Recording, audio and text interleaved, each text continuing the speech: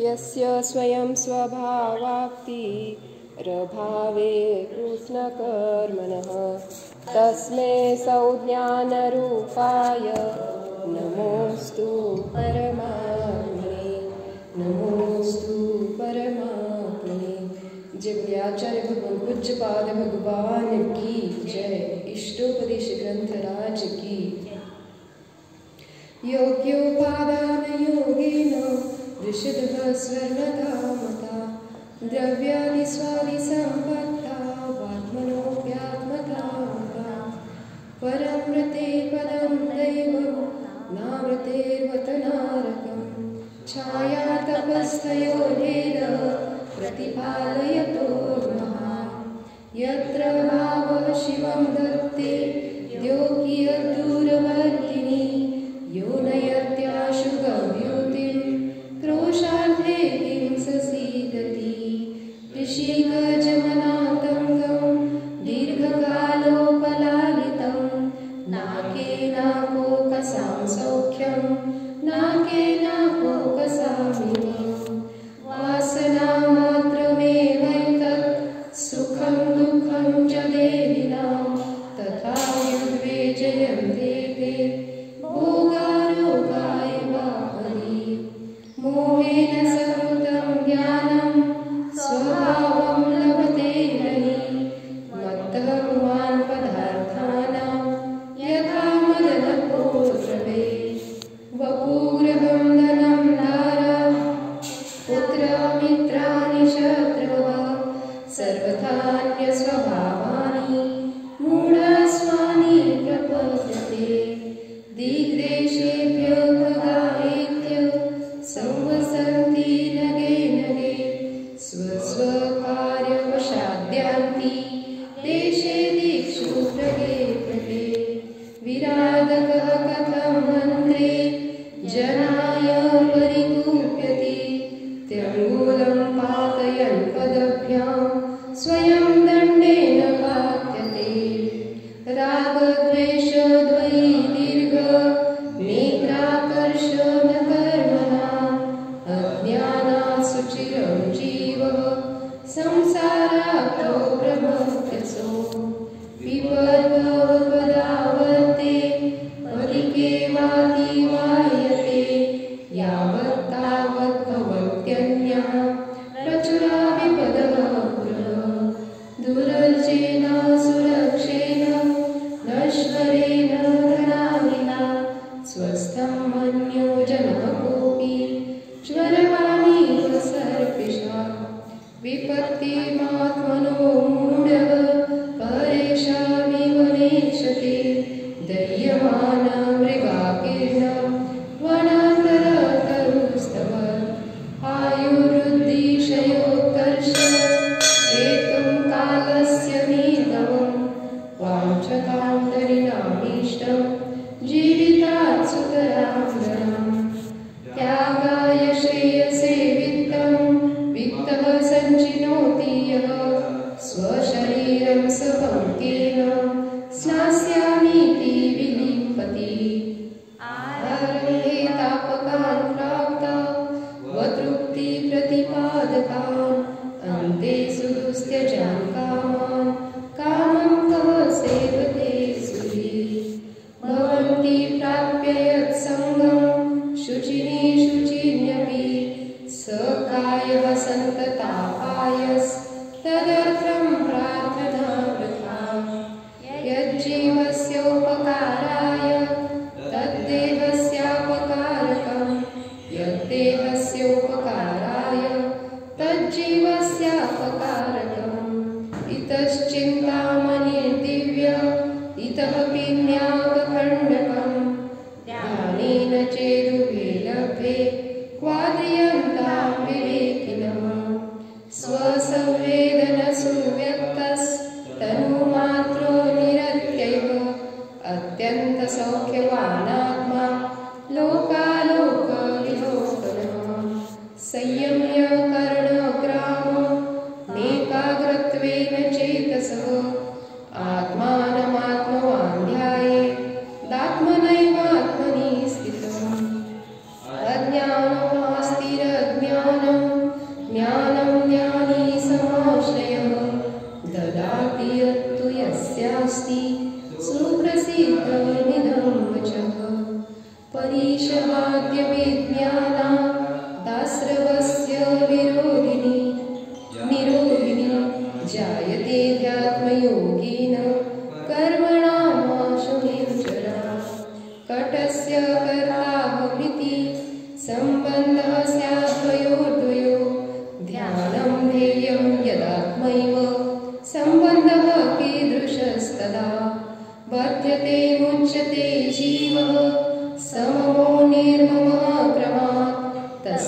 सर्वप्रयत्नेन निर्ममत्वं विचिन्तयेत्। एकोऽहं निर्ममः शुद्धो ज्ञानी योगीन्द्रगोचरः बाह्यासंयोगजा भावा मत्तः सर्वेऽपि सर्वथा। दुःखसन्दोहभागित्वं संयोगादिह देहिनां त्यजामेनं ततः सर्वं मनोवाक्कायकर्मणि। न मे मृत्युः कुतो भीतिः न मे व्याधिः कुतो व्यथा नाहं बालो न वृद्धोऽहं न युवैतानि भूतले भुक्तोचिता मुहुर्मोहात् मया सर्वेऽपि भूतलः उच्छिष्टेष्विव तेष्वद्य मम विद्यस्य का स्पृहा। कर्म कर्म हिताबन्धी जीवो जीव हितस्पृह स्वस्वप्रभावभूयस्त्वे स्वार्थं को वा न वाञ्छति। परोपकृतिमुत्सृज्य स्वोपकारपरो भव उपकुर्वन् परस्याज्ञो दृश्यमानस्य लोकवत्। काय म्हटलं? परोपकृतिमुत्सृज्य स्वोपकारपरो भव, म्हणजे जो आतापर्यंत पराचा उपकार करण्याचा करत होता तो, तर ते सोडून, उत्सृज्य म्हणजे सोडून, स्वोपकार परोभव स्वतःचा उपकार करण्यासाठी परोभव तत्पर हो. जसं दृश्यमानस्य लोकवत म्हणजे काय, जे दिसते ह्या लोकामध्ये संसारामध्ये. उपकुर्वन् परस्य म्हणजे दुसऱ्याचं उपकुर्वन् उपकार केलेलं तो कोण आहे, अज्ञ आहे असं दिसते, असं इथं पूज्यपादाचार्य म्हणतात. असं का म्हटलं बरं की पराचा उपकार करणारा अज्ञ असं का म्हटलं? कारण काय आहे, मी काय केलं आतापर्यंत, पराचा उपकार केला. कसा केला? मी जीव आहे आणि मी काय केलं, मी पुद्गलाचा उपकार करत बसलो. पुद्गल काय आहे, पर आहे. आणि मी आतापर्यंत काय केलं, मी आता संसारामध्ये आहे अर्थात मी माझा उपकार केलाच नाही. मी काय केले, पराचाच उपकार करत बसलेलो आहे. आणि त्यामुळे सांगितलं की पराचा उपकार करणारे अज्ञ आहेत, जे संसारामध्ये दिसत आहेत ते पराचा उपकार. हे कोणत्या दृष्टीने म्हटलं न लक्षात घेणं गरजेचं आहे इथं. नाही तर मग काय होणार की स्वैराचार होणार. कसा होणार की सांगितलं इथं आचार्यांनी सांगितले, आज झालं स्वाध्यायामध्ये की पराचा उपकार सोडून द्या, स्वतःचा उपकार बघा. म्हणजे काय, पराकडे बघू नका, स्वतःचं बघा. मग असं झालं, असाही अर्थ ग्रहण केला जाऊ शकतो. मग इथं लक्षात घ्यायचंय की व्यवहारनयाने आपल्याला जे काही करायचं आहे ते करावंच लागणार आहे. नाहीतर काय की असं सांगितलंय, सोपकार परो भव, स्वतःचा उपकार करण्यासाठी तत्पर हो. आता मी काही करणार नाही, मी फक्त ध्यान करत बसणार. चालेल का असं? का? कारण काय सांगितलेलं आहे की त्याच्या मागचा जो नय आहे तो लक्षात घेणं गरजेचं आहे. व्यवहार नय आणि निश्चयने दोन्हीही सांभाळायला पाहिजे जोपर्यंत आपण संसारी आहोत. जोपर्यंत संसारामध्ये आहोत व्यवहारने निश्चयने दोन्हीही सांभाळले गेले पाहिजे. कारण काय होतं, सांगतायत काय इथं आचार्य की तुम्ही करा. पराचा उपकार म्हणजे काय की आता मी काहीच करणार नाही असं जर म्हटलं तर बाबा दुकान कोण उघडणार, हे कोण बघणार, स्वयंपाक कोण करणार, मुलांना कोण बघणार, कोण खाऊ घालणार, ह्या सगळ्या गोष्टी नाही. काय सांगितले, सोपकार करो भव, स्वतःचा उपकार करण्यात तत्पर हो असं सांगितले पूज्यपादाचार्यांनी. हा बघा 32 नंबरचा श्लोक बघा. असंच चालेल का? तर नाही, करा. करा पण करताना स्वभाव बुद्धी राहावा. सांगितलं काय 12 तास, 16 तास, 18 तास पूर्ण परिवाराच्या अनुकूलतेसाठी देते, घालवते. मग काय झालं, इथं पराचा उपकार करते असं दिसतंय की नाही? पण नाही. जर स्वभावामध्ये ह्या सगळ्या क्रिया करताना देखील ती स्वभावाचं चिंतन स्वभावामध्येच राहत असेल तर काय आहे, ती स्वतःचाच उपकार करते, पराचा उपकार करत नाही. कसं सांगितलं? हे करताना सुद्धा स्वभावामध्ये राहायला कसं सांगितलं? हे जे मी केलेलं आहे, मी स्वयंपाक केला म्हणून हे जेवू शकले, मी करते व्यवस्थित म्हणून ह्यांचं सगळं व्यवस्थित होतंय. हे स्वभाव झाला का? विभाव झाला. तुम्ही करता बुद्धी घेतली आणि मी सगळं त्याचं किती व्यवस्थित केलं, त्यामुळे सगळं व्यवस्थित चालू आहे. इथं काय केलं? कर्तापणामध्ये आनंद मानला. करता बुद्धी घेतली, त्याच्यामध्ये आनंद मानला, विभावामध्ये आनंद मानला. मग जसे संयोग भाव केले तसेच संयोग पुरत. तुला आनंद येतोय का ह्याच्यामध्ये? घे आनंद. मग हे करताना देखील मी यापासून अत्यंत भिन्न आहे, मी जाणणारा मात्र आहे, मी ज्ञायक मात्रच आहे. हे आपण काय केलं पाहिजे? जाणलं पाहिजे. नाहीतर काय मग असंही होईल. काल जसं सांगितलं की पतीची महिला सुंदरीने पतीची अगोदरच्या भावामध्ये सेवा केली, मग पतीची सेवाच करणं सोडून दे. तसं नाहीये.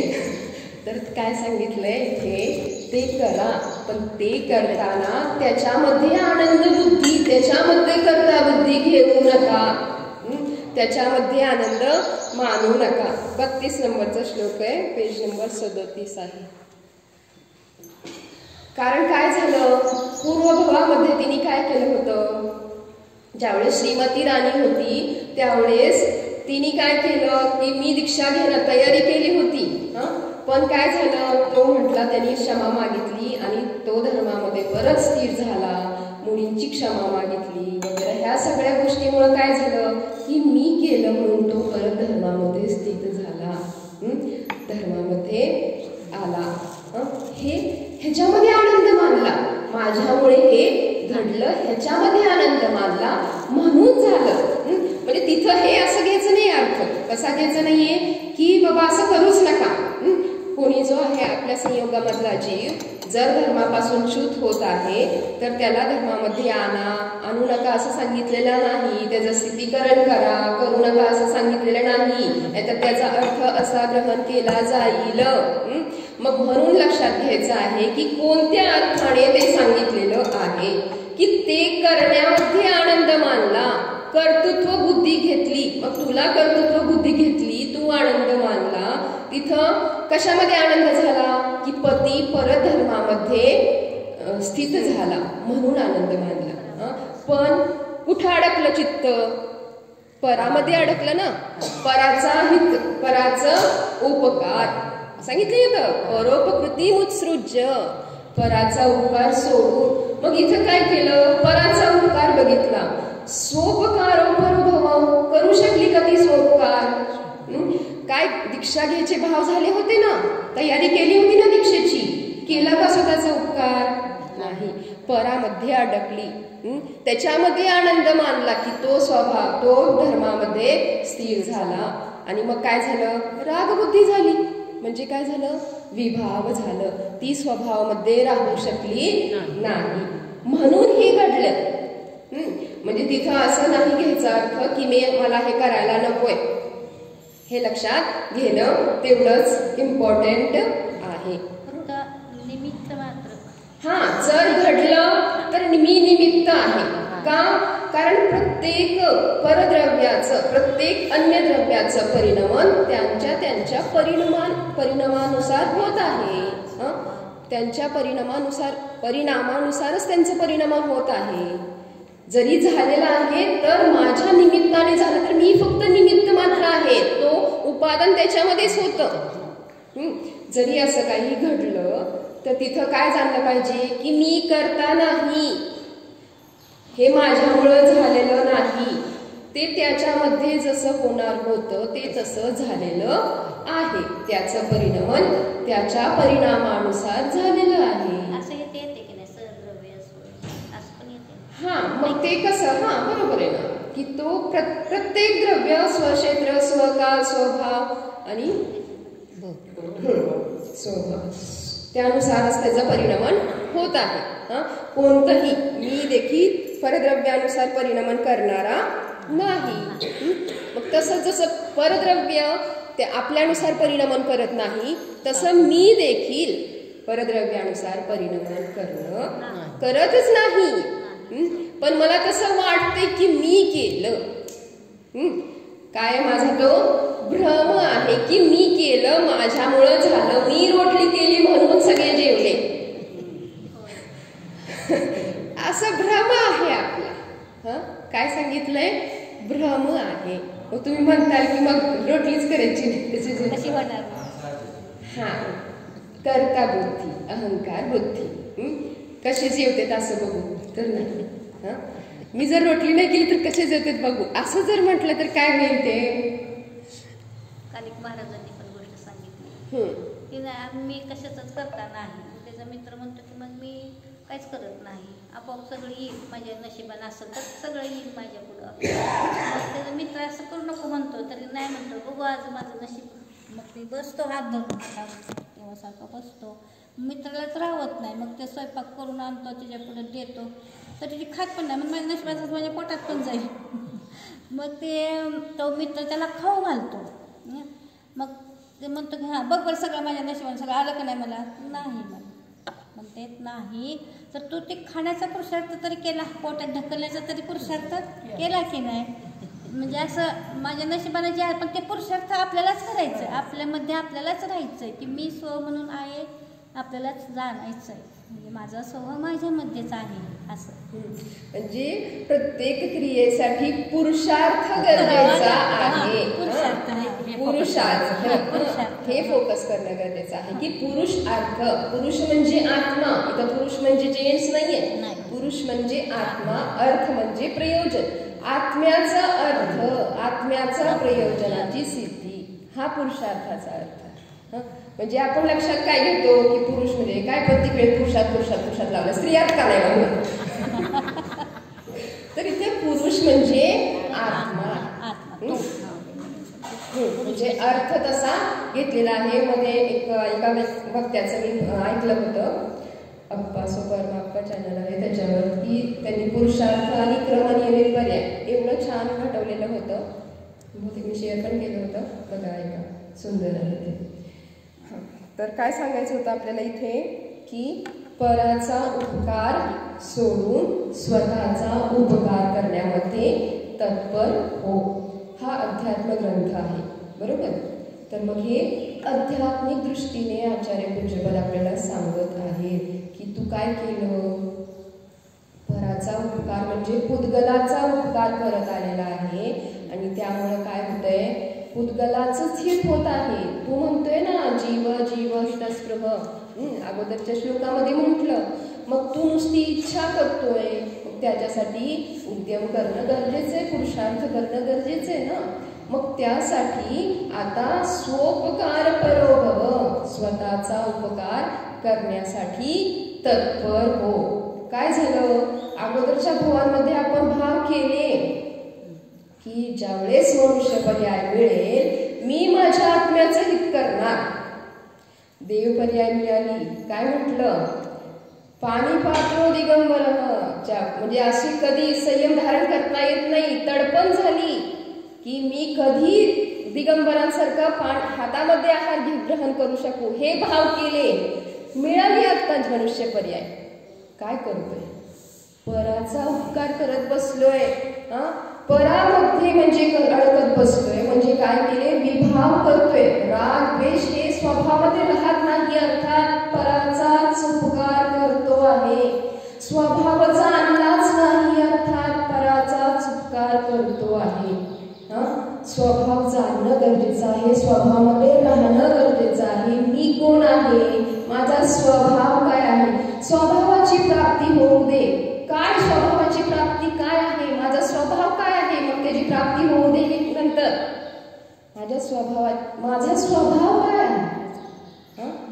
ह्यासाठी शास्त्रात अभ्यास करणं गरजेचं आहे हो. म्हणजे काय लक्षात घ्यायचंय की डायरेक्ट तुम्ही परमागम म्हणजे अध्यात्म ग्रंथ वाचून काय होतंय, स्वैराचार्य होतोय. म्हणून सांगितलं पहिल्यांदा आगम ग्रंथांचा अभ्यास करा. तुम्हाला कळलं पाहिजे की मी कोण आहे, आत्मा आहे, तर माझा स्वभाव, हे सगळे विभाव काय आहेत, स्वभाव काय, हे सगळं ह्याचा अभ्यास झाल्यानंतर मग इथे आपोआपच तुम्हाला सहज परिणती होते. काही वेगळा पुरुषार्थ करावे लागत नाही. म्हणून लक्षात घ्यायचं, इथं सांगितलं सोपकार परो भव, म्हणजे स्वतःचा उपकार करण्यामध्ये तत्पर हो. ज्यावेळेस आपण त्यागींजवळ जातो, जे रत्नत्रयधारी मुनी आहेत, आरिका आहेत, त्यागी आहेत, त्यांच्याकडे गेल्यानंतर ते काय विचार करते, किती अज्ञानी जीव आहेत पहा. काय विचार केला होता की मनुष्य पर्याय मिळाल्यानंतर जीवाचं कल्याण करणार, माझ्या आत्म्याचं कल्याण करणार. आता मनुष्य पर्याय संपत आलीये, तरी काय केलं का, करतोय का, हे भाव करून आलेलो आहोत आपण. हे मिळालेलं आहे, खूप दुर्लभतेने मिळालेलं आहे हे जे मनुष्य पर्याय. आणि ऍडिशनल बोनस काय अजून त्याच्यामध्ये, काय ऍडिशनल बोनस, खऱ्या देवशास्त्रगुरूंचं सानिध्य. नुसतं जन्माने जैन नाही झालं, तर हे देखील सानिध्य मिळालंय. मग तरी जागा हो. जे तुझ्याकडं मिळालेलं चिंतामणी रत्न आहे, तू ते काय करतोय, कावळ्याला उडवण्यासाठी परत मिळणार आहे का, कधी मिळणार आहे. आणि काय सांगता येईल, जर हा 48वा भाव असला तर चिंतन करणं गरजेचं आहे. तर सांगितलं सोपकार परो भव, स्वतःचा उपकार करण्यामध्ये तत्पर हो. कारण आतापर्यंत पराचाच उपकार करत बसलो, मग ते परद्रव्य असू द्या, भूतगल शरीराचा उपकार करत बसलो, पर्यायामध्ये अडकत बसलो, अन्य द्रव्यांमध्ये अडकत बसलो. पण आता तरी जागा हो, असं आचार्य सांगताय की सोपकार परो भव. कारण जे दुसऱ्याचा उपकार करताना दिसतंय त्यांना अज्ञ म्हटलं जातं. एक संसारामधलं, एक लौकिकामधलं समजा उदाहरण घ्यायचं झालं तर एखादा व्यक्ती, त्याच्याकडे पावर आली, हे तर सांगितलं ना, स्वस्वप्रभाव भूयस्त्वे स्वार्थम को न वांछति. ज्याचा प्रभाव येतो, जो प्रभावामध्ये असतो, तो स्वार्थाचा का इच्छा नाही करणार. मग जो करत नाही तो अज्ञ. मग काय झालं, लौकिकामध्ये एका व्यक्तीकडे पावर आली, तर तो काय करतोय, त्याचे जे मुलं आहेत अगदी हलाख्यामध्ये आहेत, खायची प्यायची वारंवार चालू आहे, शिक्षित आहेत, काही जण शिकण्यासाठी धडपड करतायत ऍडमिशनसाठी वगैरे, ह्याच्याकडे तशी पावर आहे की तो त्याच्यासाठी जर करू शकतोय, म्हणजे तो त्यांचं कल्याण करू शकतोय, स्वतःच्या मुलांचं, स्वतःच्या नातेवाईकांचं. पण तो काय करतोय, दुसऱ्यांच्या मुलांना नोकरीला लावली, दुसऱ्यांच्या मुलांची ऍडमिशन्स करून दिली, दुसऱ्याला अर्थार्जनासाठी वेगवेगळे उपाय उद्योग काढून दिले. इथं स्वतःच्या मुलांची खायची प्यायची वारंवार चालले, स्वतःचे जे नातेवाईक आहेत ते अगदी घायकुतीला आलेत, जगण्यासाठी धडपडतायत. अशा पद्धतीने तो पराचा नुसता कंटिन्यू उपकार करत बसतोय. आणि काय म्हणणार त्याला आपण की किती मूर्ख आहे, की इथं स्वतःची मुलं जी आहेत त्यांच्याकडं बघत सुद्धा नाही, त्यांचं काही बघत नाही. मूर्ख म्हणतो ना, अज्ञानी म्हणतो ना, की ठीक आहे ना, त्यांनाही बघ, तू बाकीच्यांचं करायचे कर, पण त्यांना नोकरीला लाव, त्यांना शिक्षणासाठी ऍडमिशन, त्यांना उद्योगधंदा त्यांना सुरू करू दे, बाकीच्यांनाही कर ना. पण इथं आपण आज्ञा म्हणतो. मग काय सांगितलं, बाकीची सांगायची गरज नाही. हा, इथं सांगितलं समजा माझ्याकडे जर 2च रोटल्या शिल्लक आहेत, मला खूप भूक लागलेली आहे. कोणीतरी कुत्रा येऊन इथं माझ्याजवळ बसला तर काय, मी 2 रोटल्या त्याला दिल्या. दुसऱ्या दिवशी तसंच झालं. मला काय म्हणते, मूर्ख आहे का तू? 1 रोटली तू खा, 1 रोटली त्याला दे. पहिल्यांदा तू खा तरच उद्या करू शकणार आहे, नाही तर राहणार सुद्धा नाही की रोटली बनवायला आणि त्याला द्यायला, है ना. मग हे सांगितलं पहिलं काय, म्हणजे परोपकाराची सुद्धा सीमा, हा, एक लिमिट. आतापर्यंत पराचा उपकार करत बसलो, आता तरी लिमिट झालेली आहे. आता तरी बास कर, नाही का. आता तरी स्वतःचं हित बघ. सोपकार परो भव. भावार्थ बघूयात 5 मिनिटांमध्ये. बुद्धिमान पुरुष मुख्य रूप से अपना हित करता है, अज्ञानी अपना उपकार करना छोड़कर अन्य का उपकार करने में लगा रहता है. काय सांगितलं, जो बुद्धिमान असतो तो स्वतःचं हित बघतो. मग काय दिसते आपल्याला उदाहरण, जे रत्नत्रयधारी आहेत ते काय करतायत, आत्मकल्याणासाठी म्हणजे काय करतायत, स्वतःच्या हितासाठी साधना करतायत. आणि अज्ञानी काय करतो, आपलं हित करायचं सोडून दुसऱ्यासाठी, मला मुलाचं बघायचे, नवऱ्याचं बघायचे, बायकोचं बघायचे, अशा सगळ्या गोष्टी काय करतोय, स्वतःचं हित करायचं सोडून काय करतोय, अन्य का उपकार करणे में लगा रहता है. पण हे सगळे तर बाहेर, मला शरीराचं बघायचे, कसं होणार माझ्या शरीराचं. सांगितलं संसारी जीव जड़ शरीर के तथा पुत्र स्त्री मित्र आदि अन्य जड़ चेतन पदार्थों का पालन पोषण सेवा चाकरी में अपना सारा जीवन बिता देता है. कौन? मी अज्ञानी. मी कौन है? वह अपनी आत्मा का कुछ भी भला नहीं करता. तो आपल्या आत्म्याचं काहीही हित करत नाही. इसी कारण वह जन्म मरण के चक्कर में पड़ा हुआ दुःख भोगता रहता है. आणि काय झालं, त्यामुळंच हे जन्म मरण करावं लागतंय. मी स्वभावामध्ये राहत नाही, विभाव करतोय, राग द्वेषादी भाव हे विभाव आहेत आणि त्यामुळे हे संसार चक्र चालूच आहे. सारे संसारी जीव इसी तरह अपना अपकार अर्थात अकल्याण अहित कर रहे हैं. सगळे संसारी जीवांचं हेच चालू आहे.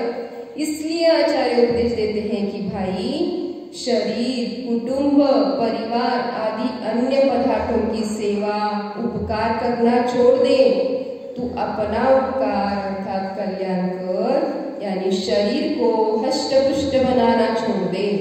अपनी आत्मा को हष्टपुष्ट बनाने के लिए सम्यक्त्व धारण कर. शरीराला हष्टपुष्ट बनवण्यासाठी जो काही उद्योग चालू आहे तो सोड. आता आत्म्याला हष्टपुष्ट बनवण्यासाठी सम्यक्त्व धारण कर.